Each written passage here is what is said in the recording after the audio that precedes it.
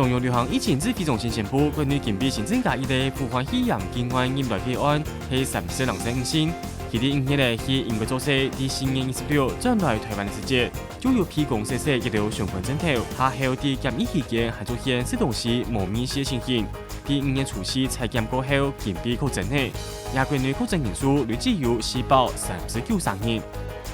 國內疫情有較緩嘅，對職業要求下禮拜5會開放民眾去現場看比賽過後，指揮中心嘅宣布對天公園起司。開放民眾用現場登記國家公園高山生活，先前減少一般的運轉空間同人數限制，內為全面恢復。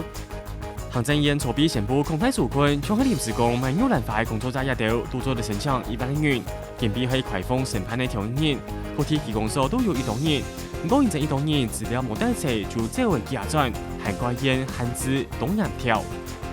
武漢肺炎疫苗研發有個新人進度，生技公司表示講，也已經成功生產後線疫苗，13年會開始進入通過試驗，28年內會進入第一期人體臨床試驗。喺公路順期嗰天然嘅環節，就都提供俾全國人民來做。